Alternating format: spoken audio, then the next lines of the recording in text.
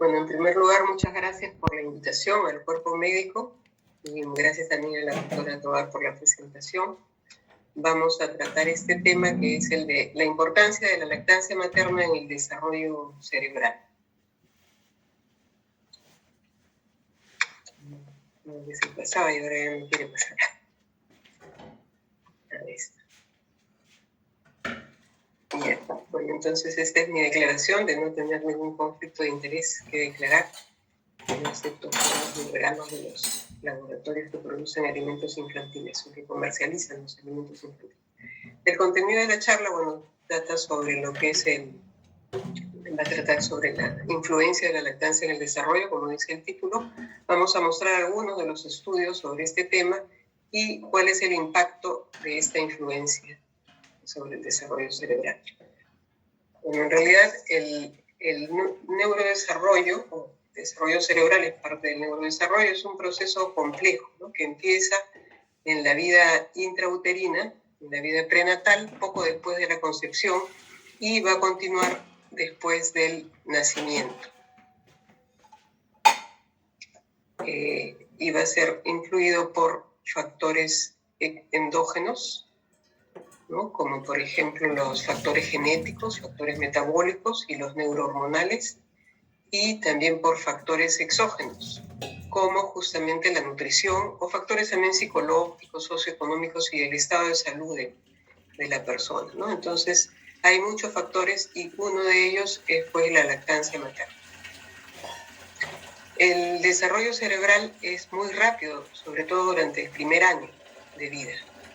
En realidad, en los mamíferos, el desarrollo del cerebro alcanza más o menos el 80% de su tamaño adulto, digamos, durante la gestación.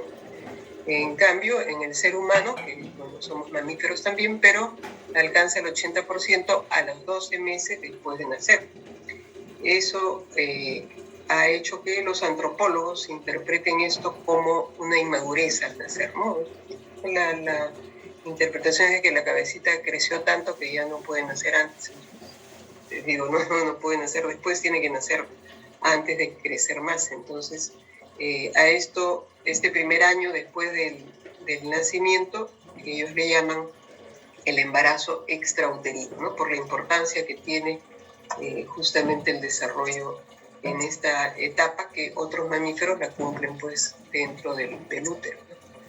Entonces, la nutrición en esta etapa entonces tiene efectos en el desarrollo del cerebro, sobre los procesos cognitivos y emocionales posteriores incluso, ¿no? Y juega un papel muy importante en todo esto. La lactancia es una neuroconducta, un neurocomportamiento innato, o sea, está ya impreso, digamos, en el niño, ¿no?, con conductas ya prefijadas. Por eso cuando ponemos al niño sobre la mamá, no inmediatamente, pero a los minutos va a iniciar la lactancia. La lactancia entonces inicia el desarrollo del cerebro. Pero depende de las sensaciones correctas en el lugar correcto. Y el lugar correcto es la madre. Por eso tiene que haber mucho contacto durante el primer año, por lo menos, ¿no?, con la madre, ¿no? Y después poco a poco va a ir el niño independizándose, entre comillas, en la independencia. Ahora, la lactancia entonces es un proceso complejo también, ¿no? Y que para explicar mejor cuál es la influencia de la lactancia en el desarrollo, vamos a dividirla artificialmente, ¿no?, en leche humana y el acto de amamantar, ¿no? O sea, en esos dos procesos que se dan en la lactancia, ¿no? El niño recibe la leche, pero también en el acto de amamantar. Eso no se puede separar, pero solamente para la explicación vamos a hacerlo. Entonces, la leche humana va a proporcionar pues los nutrientes y otros componentes que son necesarios para el desarrollo y que intervienen específicamente para el desarrollo del cerebro humano. La leche, ya sabemos, es específica de cada especie. Entonces, en este caso, los nutrientes van a ser específicos para el ser humano. Y un componente importante que interviene en el desarrollo cerebral es la grasa. No en vano, 55% del peso del cerebro y 32% de la leche es grasa, ¿no? No es una coincidencia, es algo que probablemente la naturaleza lo ha hecho así. Y la grasa está constituida en el cerebro un 20% por ácidos grasos poliinsaturados de cadena larga, ¿no? LS-PUFA por sus siglas en inglés, que son conocidos. Y en la leche el 88% de ese 32% está constituido por ese tipo de ácidos grasos. Y estos ácidos se concentran en cerebro y retina e intervienen tanto en el desarrollo cognitivo como en el desarrollo visual. Aquí tenemos una muestra de lo que es un ácido importante como el docosahexanoico, que está presente en la leche. En este caso vemos como a mayor contenido de ácido docosahexanoico, esto es en sangre del cordón, ¿no? Porque también el docosahexanoico pasa a la placenta y llega al feto. Entonces esto solamente para demostrar cómo es mejor el índice de desarrollo mental de Bailey cuanto mayor contenido tiene de este ácido graso el niño al nacer. Este otro sí también es del docosahexanoico y relacionado con la agudeza visual y el lenguaje. Y también vemos cómo a mayor concentración, que aquí está, ¿no? El plomito está cuando es baja la concentración, cuando es media, esto sí es en glóbulos rojos y en plasma, recién nacido, o cuando es alto en celeste. Entonces vemos cómo a mayor concentración también es mejor la agudeza visual y el lenguaje, y sobre todo a los 2 meses y a los 12 meses, que es lo que se ha encontrado más que a los 6 meses. Pero en los 3 casos, bueno, se ve una mejoría en relación a la concentración mayor de docosahexanoico. Este ácido graso, si bien está presente en la leche materna, no así en la leche de otros mamíferos, depende también de la dieta de la madre. Por eso es que últimamente se recomienda pues, a las mamás ya desde el embarazo, ¿no? Tomar alimentos que contengan estos ácidos grasos, omega 3, como el docosahexanoico, que están, pues, por ejemplo, en el pescado, en las frutas secas, en las nueces, en las semillas, en los aceites vegetales, en las verduras, ¿no? En las frutas. Entonces se recomienda ese tipo de dieta justamente para poder aumentarlo en la leche materna que va a recibir el niño, ¿no? Lo mismo en el embarazo, como decíamos. Justamente aquí en este artículo nos hablan, ¿no? Que debido a la asociación positiva entre las concentraciones de estos ácidos grasos poliinsaturados de cadena larga, omega 3, como el ácido linolénico y el ácido docosahexanoico, y también el beta-caroteno, ¿no? En la leche materna y el desarrollo motor, en este caso, en el anterior hablábamos del desarrollo cognitivo y del desarrollo visual, aquí ya están hablando del desarrollo motor, también otra área del sistema nervioso. Es importante proporcionar estos nutrientes con la leche materna, ¿no? Y por eso, como les decía, mejorar la dieta de la madre. Alguna vez también se relacionó con algún componente genético, pero últimamente he visto que eso lo han desestimado, por lo menos requieren más trabajos. Otros componentes de la leche humana que han sido últimamente descubiertos, bueno, ya hace más o menos unos 10 años en la leche, una gran cantidad de micro RNA, ¿no? Micro ARN, como quieren llamarle, ácido ribonucleico, que va a intervenir en la expresión genética, ¿no? O sea, en la epigenética.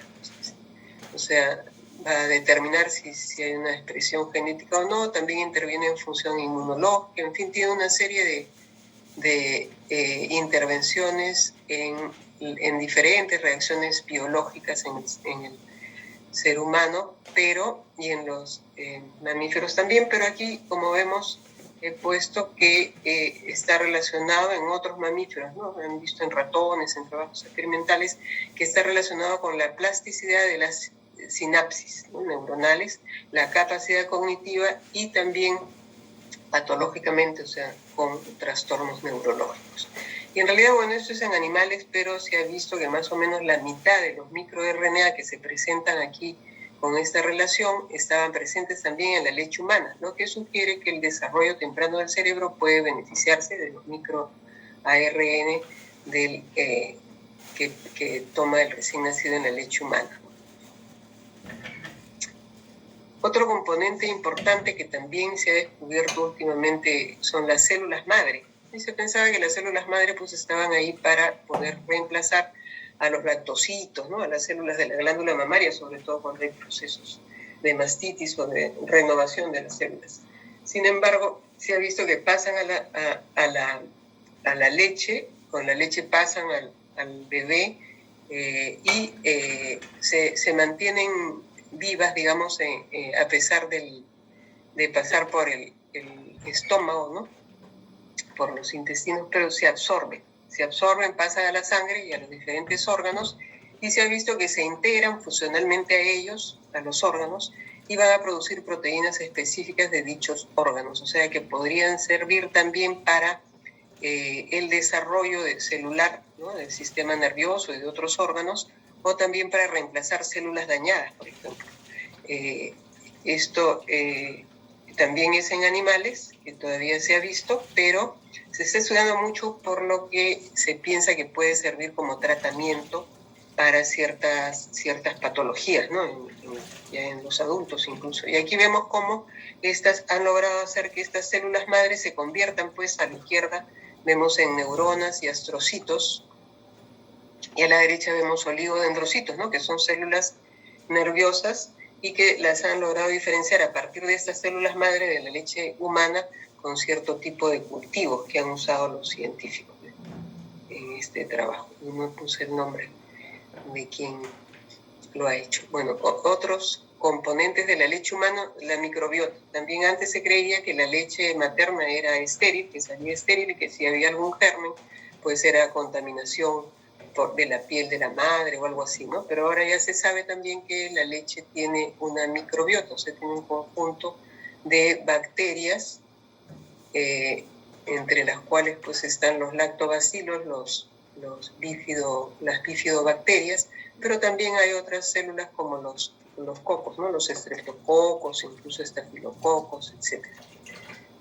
Entonces estas células van a formar parte de estas bacterias van a formar parte de la microbiota del recién nacido, ¿ya? Así como, y también, vienen millones de bacterias en la leche, ¿no? Y asimismo el factor bífido, ¿no? El factor bífido, que en realidad ahora parece que es un factor que es un prebiótico, ¿no? Hace que las bacterias, sobre todo las bifidobacterias, las bacterias benignas, ¿no? Son las que van a sobrevivir y que van a proteger al niño de las infecciones. Entonces, el factor bífido, que es un oligosacárido, es determinante de la microbiota intestinal del recién nacido. Y esta microbiota no solamente disminuye las infecciones gastrointestinales, ya sabemos que influye en las respuestas neurológicas, ¿no? Como la respuesta al estrés, los problemas de ansiedad, en la memoria y también en el desarrollo cognitivo, ¿no? Además de otras funciones que tiene, también, por ejemplo, consume calorías, ¿no? Y disminuye la posibilidad de la obesidad. Pero en cuanto al sistema nervioso, entonces se ha visto también que en ratas, por ejemplo, las ratas se ponen muy estresadas cuando se les cambia la microbiota normal y cuando se restablece otra vez se tranquiliza. Entonces los científicos también han hecho pues esto de nombrar a esta relación entre el cerebro y el intestino el eje cerebro-intestino-microbiota entérica, y hay mucha investigación actualmente al respecto. Otros componentes de la leche humana que están relacionados con el desarrollo cerebral son pues la lactosa misma, ¿no? Tenemos la leche, entre las leches de los mamíferos es la que mayor concentración de lactosa tiene entre todas las leches y sirve como fuente de energía, ¿ya? Se desdobla en glucosa y galactosa y sirve de fuente de energía para el cerebro y para los otros órganos, y como sustrato también para la formación de cerebrócitos, que son importantes componentes de la membrana celular del sistema nervioso. La taurina es un aminoácido que es considerado, sobre todo en el prematuro, muy importante, pero también en el recién nacido normal, interviene en el desarrollo del cerebro y de la retina. ¿Ya? Tiene alta concentración en la leche humana y prácticamente está ausente en la leche de vaca. Estabiliza las membranas, es un neurotransmisor, es también un neuromodulador. El hierro, si bien tiene una concentración baja, ¿no? Prácticamente muy parecida a la de la leche de vaca, sin embargo tiene una mayor biodisponibilidad en la leche humana, una absorción del 20 a 50% contra el 7% en la fórmula y el 4% apenas en la leche de vaca, o sea que se absorbe mejor. Y las glicoproteínas y fosfolípidos que están también en la leche materna van a favorecer la maduración cerebral. Tenemos al colesterol, que es una parte esencial de las membranas y que es necesario para el depósito de la mielina, ¿no? La mielinización, la formación de la sinapsis con la mielinización, que ya van a hacer que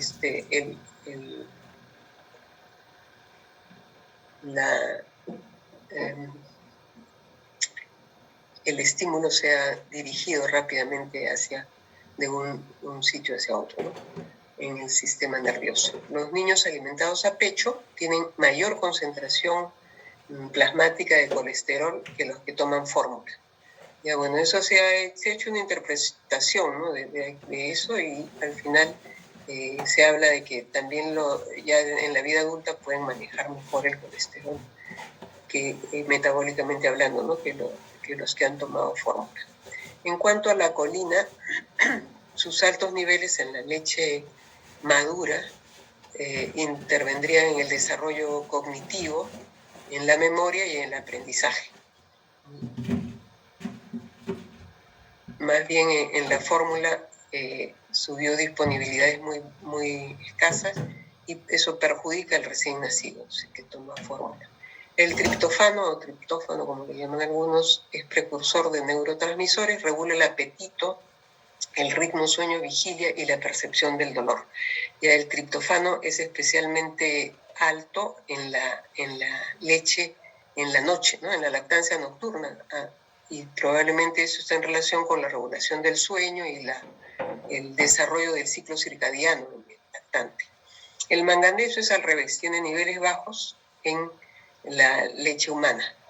Ya eso hace que no disminuya la serotonina, que al estar muy baja la serotonina podría, digamos, ocasionar, como dice ahí, poco control del impulso agresivo. Y también tenemos factores de crecimiento y hormonas, ¿no? Una serie de sustancias que van a actuar directamente en la bioquímica y en el desarrollo funcional cerebral, o también pueden actuar en forma indirecta, modificando algunos sistemas que afectan el desarrollo cerebral. En realidad la investigación no termina, ¿no? con estas sustancias, estos componentes de la leche, y siempre día a día salen nuevas investigaciones y nuevos hallazgos sobre la influencia de la leche, no solamente en el desarrollo cerebral, sino en todo el potencial de desarrollo que tiene el ser humano.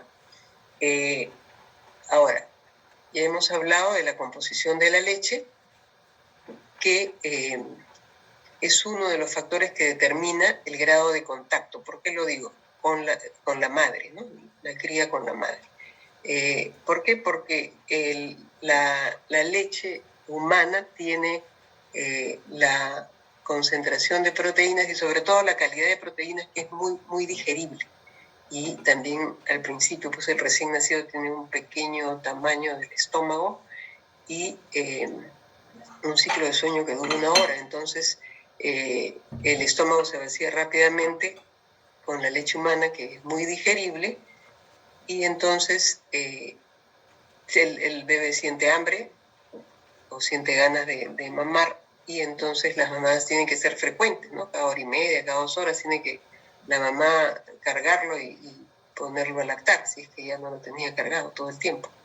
Entonces las mamadas son muy frecuentes y eso hace que el niño tenga mucho contacto con la madre, ¿no? Y eso no es una casualidad, sino es justamente lo que necesitamos los seres humanos para desarrollarnos también mejor. Eso va a estimular el desarrollo cerebral también. Eso es lo que hemos llamado como la segunda parte, que es el acto de amamantar, ¿no? El niño recibe entonces el contacto, el estímulo necesario y para el desarrollo, y también la seguridad básica, ¿no?, que tiene que conseguir en ese primer año de vida. Cuando se le cumplen, pues se le satisfacen las necesidades de estar afectivas, ¿no? Que en este caso, digamos, aparentemente para eso es la leche, para eso es que la lactancia materna tiene que ser así muy frecuente, ¿no? Incluso día y noche. Además, eso fortalece el vínculo afectivo, disminuye el estrés de la madre, inclusive, ¿no? Ya sabemos que hasta el cerebro de la madre, también de la mujer, ¿no?, cambia con la gestación y cambia con la lactancia. Mejora la interacción entre madre e hijo, como vemos ahí en las fotos, y favorece, pues, la seguridad emocional y, como decíamos, el estímulo para el desarrollo.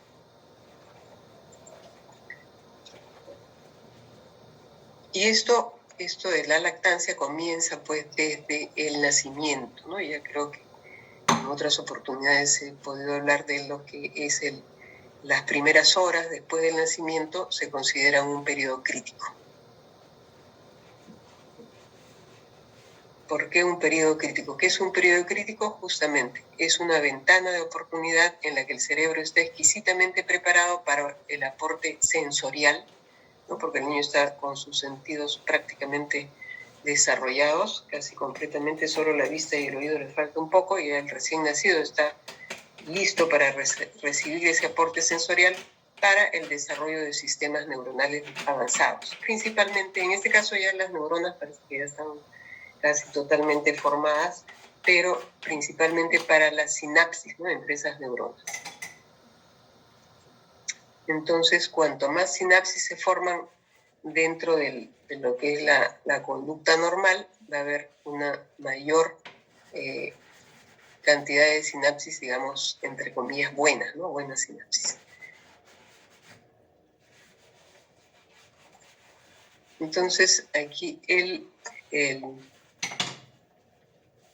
entonces es importante que poner al niño, pues, con la madre después del parto. Eso va a estimular los 5 sentidos, como decíamos, pero también va a estimular los reflejos de la lactancia en el recién nacido. Entonces ahí se inicia, pues, este proceso tan importante que es la lactancia, ¿no? Tanto por los nutrientes como hemos dicho, el contacto mismo con la madre. Entonces eso empieza desde el nacimiento, y además de estimular todo esto y tener otra serie de funciones que no son temas de esta tarde, van también a determinar el comportamiento maternal. Como decíamos, la madre, el cerebro de la madre también cambia, ¿no? Y justamente aquí en este artículo vemos cómo se le adjudica a la oxitocina, que está muy elevada en esta etapa. Es la etapa en la que más oxitocina tenemos, es al nacer, y luego también con cada lactancia, con cada lactada, va a producirse oxitocina. Entonces, además, como vemos aquí, en la leche materna hay oxitocina, o sea, el niño va a tomar oxitocina, hay una secreción endógena debido justamente al contacto con la madre, al calor, ¿no? El calor hace que se produzca más oxitocina, el contacto visual también durante la interacción, y tenemos los mecanismos propuestos son que van a producir una percepción social, facilita la percepción social, la conducta prosocial, el vínculo afectivo con la madre, tiene un efecto ansiolítico también, ¿no? Baja el estrés del nacimiento, y hay una interacción también con otras sustancias. ¿Ya? El resultado va a ser mayor atención a las expresiones emocionales positivas, menos conducta antisocial y agresiva, y menor probabilidad de trastornos. Incluso esto, bueno, todavía no está bien probado, pero trastornos del autismo, ¿no? Eso es lo que dicen estos autores, lo proponen como. Entonces el contacto va a producir la lactancia y el cableado para la lactancia, y la lactancia va a provocar el estímulo sensorial y también va a darle los nutrientes para que se produzca esta sinapsis, el cableado cerebral, y se estimula el desarrollo cerebral. Ahora, ¿qué dicen los estudios? La mayoría de estudios indican que la lactancia favorece el desarrollo cerebral. Claro, lo cual está mal dicho, ¿no? Porque en realidad es la fórmula la que desfavorece el desarrollo cerebral. O sea, cuando uno hace un trabajo, el grupo control es lo normal y el grupo experimental es sobre lo que estás aplicando algo diferente. En este caso, la fórmula debería ser el grupo experimental. Pero todos los trabajos se refieren siempre a la leche materna comparado con los niños que toman fórmula, al revés de lo que debería ser. Se ha hecho estudios en diferentes áreas, pero más que nada en la cognitiva, ¿no? Después también en el lenguaje, ya hemos visto también en la emocional social, en la sensorial, en la motora menos, ¿no? Son menos estudios, pero como digo, hay estudios en todas las áreas. Claro, los estudios son generalmente de observación, porque no es factible hacer un trabajo completamente al azar, ¿no? Controlado, de que a la madre se le diga tú le vas a dar de lactar y tú no. No se puede hacer eso, no es ético. Entonces, no existe pues un estudio así. Y también hay muchos factores de confusión, como vemos aquí el IQ y la educación de los padres, también influyen en el desarrollo del niño, el nivel socioeconómico, cómo es el ambiente en el hogar, la interacción y el vínculo afectivo que tenga este niño, el estado emocional, prácticas de salud, ¿no? Las madres que dan de lactar probablemente son más naturistas, entre comillas, o sea que, o también tienden a una crianza más cercana, en fin, ¿no? Entonces, todo eso son variables de confusión que pueden alterar o marcar o disminuir, no sé, los resultados, ¿no? Entonces, es difícil también sacar todas estas variables de confusión de un trabajo de lactancia, ¿no? La duración de la lactancia también, algunos consideran lactancia ya porque todo un mes, otros comparan las diferentes duraciones. Entonces, por ejemplo, que hay un trabajo de DER, miren, de 12.686 jóvenes, ¿no? Entrevistados cada año desde el 79 al 94 y después cada 2 años, y ahí encontraron que hubo un aumento de 4 puntos en la capacidad mental, pero que la inteligencia materna fue responsable de la mayor parte de este efecto. Entonces nosotros decíamos, bueno, ahora vamos a decir pues que para promover la lactancia, que las mamás que dan de lactar son más inteligentes, ¿no? Era como una bromita. Pero miren lo que ha salido ahora últimamente, que las mujeres que amamantan, en un trabajo del 2020 creo ahorita, en octubre, muestran beneficios cognitivos después de los 50 años. O sea, la lactancia pues no protege solo al niño, no tiene funciones solo para el niño, sino también para la madre. Sabemos que disminuye el cáncer en la madre, la posibilidad de enfermedad metabólica, de fracturas postmenopáusicas, en fin, y también, miren, mejora el desarrollo cerebral todavía después de los 50 años, ¿no? Y tienen mejores resultados en pruebas cognitivas. En los niños también, ¿no? Mejora la inteligencia verbal a los 6.5 años, según este trabajo, en 17.046 recién nacidos. También aquí en cuanto al lenguaje receptivo y el coeficiente de inteligencia verbal y no verbal a los 7 años, en 1.312 madres. Y aquí ya relaciona la duración, ¿no? De la lactancia. Eso es bien importante también, ¿no? A mayor duración de la lactancia, mayores, entre comillas, también beneficios. Aquí en cuanto al desarrollo motor, para acelerar un poquito el tiempo, el desarrollo motor también se ha investigado y, por ejemplo, aquí relacionan los hallazgos positivos entre la duración de la lactancia y el gatear, ¿no? Tanto en madres primerizas con niños de bajo peso y de peso normal, que tuvieron lactancia exclusiva, también comenzaron a gatear antes que los amamantados, y lo mismo para la marcha, ¿no? En los prematuros. Entonces, de hecho, hay un mejor desarrollo motor, lo cual no se había investigado mucho, ¿no? Y bueno, también hay la posibilidad de que aquí dicen que haya menos riesgo del síndrome de déficit de atención e hiperactividad, y probablemente también de trastornos del espectro autista. En cuanto a la visión, también en este trabajo ven cómo la lactancia beneficia el desarrollo de la visión estereoscópica a largo plazo. En los prematuros todavía el beneficio parece ser mayor, a pesar de que justamente son los prematuros los que a veces son los que menos lactancia reciben, ¿no? Hay que hacer el esfuerzo para que ellos tengan una lactancia materna exclusiva y puedan tener estos beneficios, digamos, ¿no?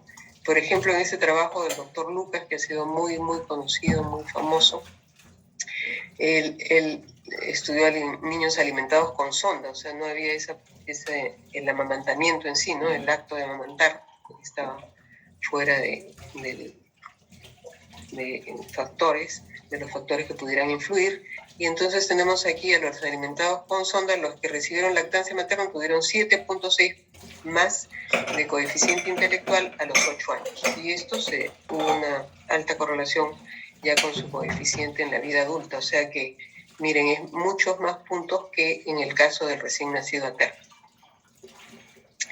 Y bueno, no es la única experiencia. Aquí vemos que ya con resonancia y todo están haciendo trabajos últimamente en los que se ve ya qué áreas del cerebro son mejor desarrolladas cuando se produce pues la lactancia materna exclusiva, tanto en niños a término como en prematuros. En este caso son prematuros pequeños, ¿no? Que tienen un mayor volumen de sustancia gris nuclear profunda cuando llegan al término, ¿no? Las 40 semanas, y un mejor coeficiente intelectual, mejor logro académico, memoria funcional y función motora a los 7 años.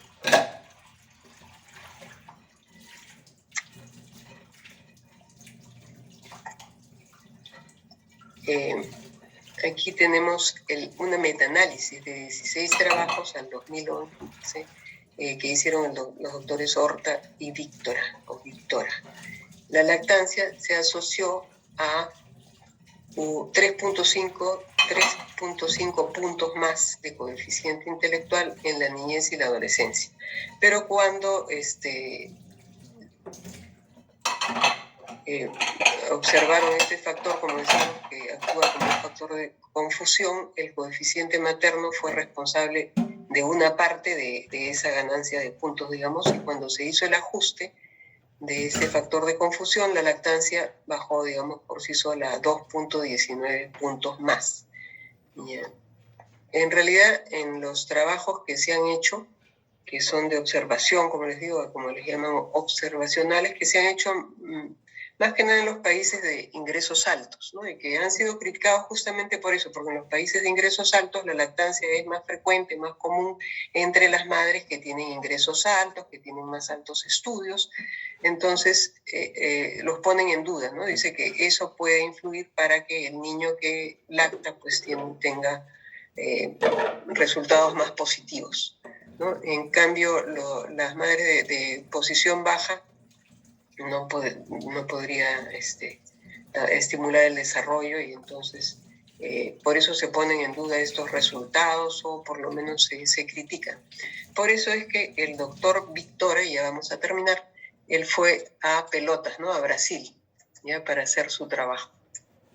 Es un estado que se llama Pelotas, así un poco gracioso, y eso fue en 1982, y estudió una cohorte de 5.914 neonatos, ¿ya? De 5 maternidades que había, hospitales de maternidad que había en Pelotas, y los visitaron diariamente, y identificaron todos los nacimientos de los registros en sala de partos y los siguieron.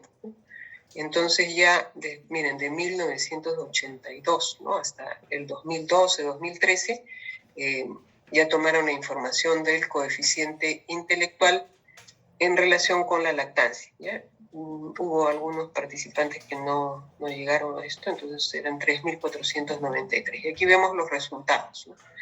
Entonces vemos los resultados tanto en general y en relación a la duración de la lactancia. Cuanto mayor duración la lactancia, ¿no? Y de 12 meses o más, mejores resultados en el IQ, ¿no? En el coeficiente intelectual. Pero también lo relacionó con los ingresos familiares al nacer. La razón por la que fue justamente a Pelotas es porque ahí no hay un patrón social de lactancia. O sea, no es como decíamos en los países de altos ingresos, las mujeres que dan más de lactar son las que tienen mejores ingresos, mejor situación socioeconómica. En este caso no, cualquier situación socioeconómica igual daban de lactar las mujeres. Entonces por eso el doctor fue a a Brasil a hacer este estudio, ya para que no influya ese factor de confusión.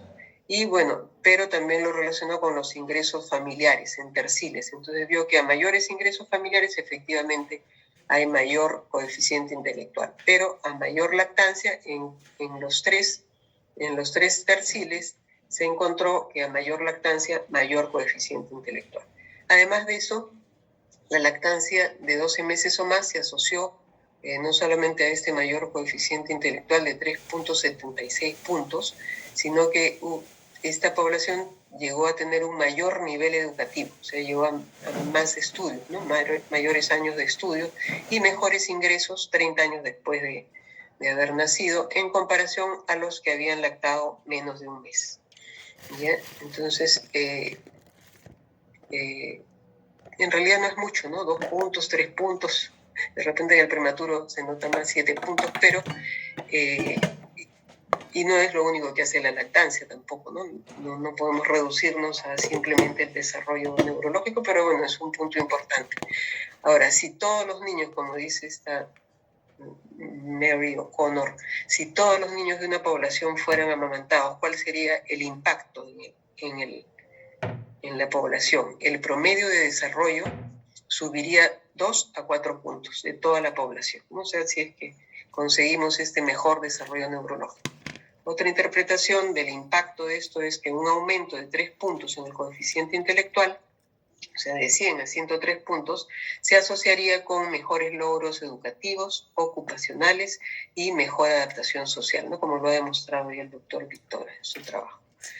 Pero como les decía, no podemos reducirnos a eso, ¿no? El amamantamiento es la norma biológica, hemos dicho, ¿no? Es la forma natural de nutrición, es la de nutrición y cuidado, porque no solamente es nutrición, ¿no? Es nutrición y cuidados y es la norma biológica de la alimentación infantil. ¿Ya? Debe ser exclusivo los primeros 6 meses y con alimentación complementaria hasta los 2 años y más. Muchas gracias. Muchísimas gracias, doctora Raffo. Excelente su disertación, es un tema muy importante. Yo creo que a todo el auditorio le ha quedado súper claro la importancia en el desarrollo neurobioemocional que va a generar la lactancia materna, ¿no? Como usted misma dijo, no únicamente por el aspecto nutricional, sino por todo el resto de aspectos emocional, del estado de la madre, la prevención de enfermedades, incluso hay relación entre lactancia materna y menos producción de alergias a futuro. Usted también nos menciona respecto al autismo, al trastorno por déficit de atención. Entonces hay muchísimas cosas en relación a la lactancia que ya se conocen y muchas más que supongo se irán conociendo. De recordar siempre que es lo natural, es lo que siempre se ha hecho desde épocas muy antiguas y siempre ser amigos como pediatras de la lactancia materna y las mamás. Muchísimas gracias, doctora Raffo. Como le decía, al auditorio le ha quedado súper claro, no tenemos al momento ninguna pregunta y le agradezco una vez más, se le va a hacer llegar el certificado correspondiente por su participación.